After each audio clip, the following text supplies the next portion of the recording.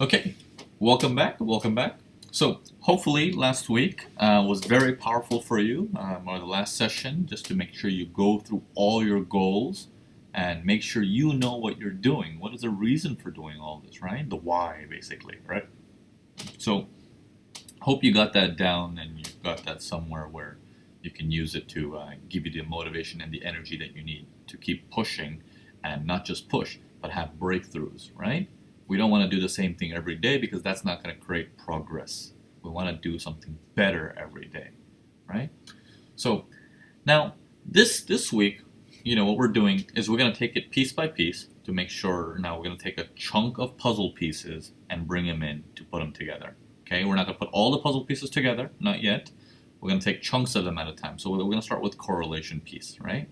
So the first thing you want to do is, as you're looking at your charts, let's say you're a 4-hour 60 trader, right? You want to make sure that the wind is behind you.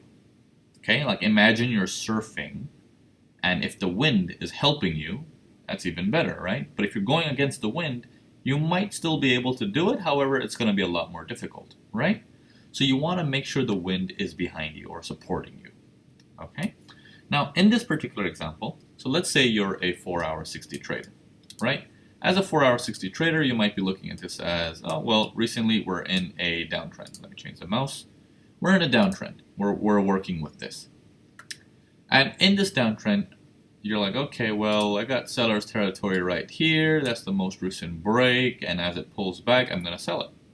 You see the pullback here on the 60 minutes, comes up, and then it just runs away. No sort of a slowdown for you to get in. Then it goes down again. It's like, okay, well, maybe that's the next breakthrough is right here. If it comes up slowly, I'll take a sell. It comes up very aggressively so far. But do you notice every step of the way where, look at the pullbacks here, look at the pullbacks here, and then look at the pullbacks here. Now, there's something wrong with our seller. Even though we know it's seller's market, the seller is weakening. Okay, the seller is weakening, and we're losing the wind behind our back. We're losing the wind behind our back. We know our job is very strict of, it's a downtrend, our job is to sell. But it is important to be aware of, is the big boys still supporting me for the sell side? Okay, this is very important. Now, when we look back at the 4 hours, one might be like, yeah, well, I can see it's clearly a range here. So we're approaching the bottom of the range, blah, blah, blah. Of course, that's why the sell is not going to be working so easily. But how can we confirm that? How do we know that for sure? So let me go up to the daily to look at the big boys, big boy. Okay, for the longest time, these guys have been in an uptrend. Okay, until recently, they don't have an uptrend anymore. They've got no higher high sequences going on, but they also have a no lower low sequences going on, followed by a big wick on the bottom from last time. So could it be that this thing is going to go up? Yes. However, you're a 4-hour 60 trader, which means could it be it's still a sell before it goes up, right? Trades don't just go down and then suddenly go up and then suddenly go down and suddenly go up. Like, this is not pinball. It's like, it needs to go down, struggle, rotate, turn around. It's got to do stuff like that. It's got to have some sort of a logic to it, right? So let me go back to the 4 hours here. Sorry, 4 hours on this side. I'll put 60 on this side again. So we understand there is some sort of a wind problem here. 4 hours says it's a downtrend. However, the wind is showing that it tries to go upwards. Okay? That's one way to check it. Is your big boy with you? The other way to check is correlation supporting you?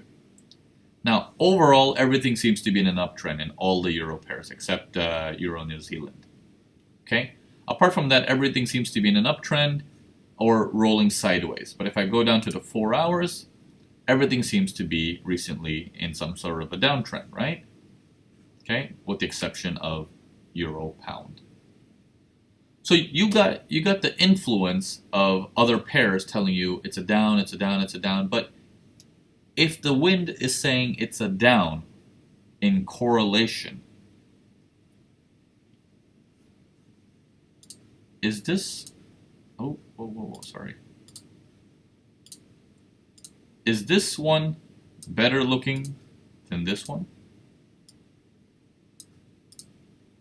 How about this one? I mean, talking about cells, which ones look good? Yeah, that doesn't look like a cell anymore, does it? That doesn't look like a cell anymore, does it? It's so much aggression, buyers and sellers. We don't know who's in control. This one is sellers, but then the buyers are fighting. This one is sellers, and the buyers are just starting to fight. Okay? So we're starting to see a little difference in the markets. How about these? Sellers are still strong, and buyers are hovering around. Sellers are still dominating, and buyers are struggling still. Okay, so you want to make sure that the wind is always behind your back. So let's take a look into this a little bit deeper.